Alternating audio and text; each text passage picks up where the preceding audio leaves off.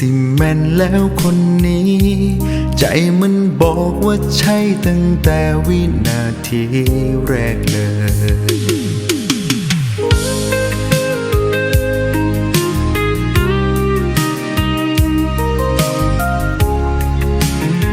เป็นยังไงหนังมาเที่ยวในเมืองนี้รู้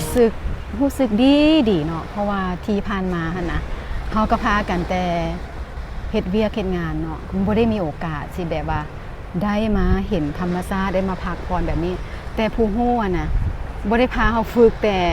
อยู่บอนศูนย์ปฏิบัติธรรมเนาะหรือว่าสถานธรรมตามผู้ฮู้แต่เพิ่นยังพาเฮาได้มาอยู่กับธรรมชาติ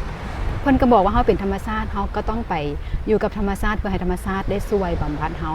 แล้วมันรู้สึกดีทั้งที่ว่า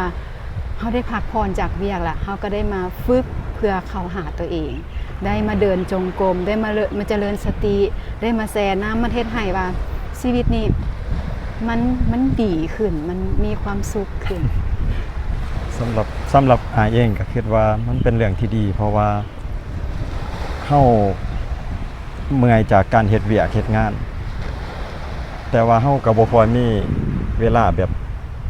พักผ่อนแล้วก็มาเป็นชีวิตครูแบบนี้แต่ว่าตอนนี้เฮาได้มาที่สำคัญกันย้อนแม่พระผู้ฮู้เป็นได้พาเฮามาฝึกเจริญสติแล้วก็ให้เฮามีเวลาส่วนตัวพักผ่อน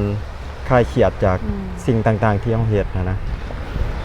รู้สึกว่ามีความสุขหลายเพราะว่าบ่เคยเห็นโมเมนต์แบบนี้แล้วก็บ่เห็นรอยยิ้มของน้องไอดนแล้ว และเฮ็ดให้แบบว่าผู้ฮู้สิพาเฮาไปใส่เนาะเพิ่นก็สามารถพาเฮาฝึกปฏิบัติได้เนาะบ่แม่นว่าต้องอยู่ศูนย์ปฏิบัติธรรมเท่านั้นจึงปฏิบัติธรรมได้แต่ผู้ฮู้จะพาเฮาฝึกอยู่ทุกที่ทุกบอนได้เลยเนาะขอให้ฮักกันแข่งกันเห็นอกเห็นใจกันเชื่อมั่นกัน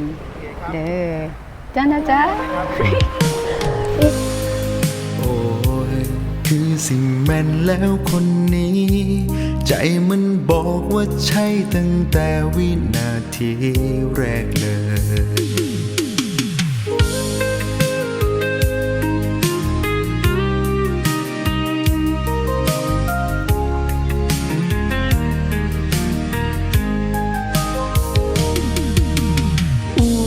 ดูเธอนั้นช่างน่าหักหลา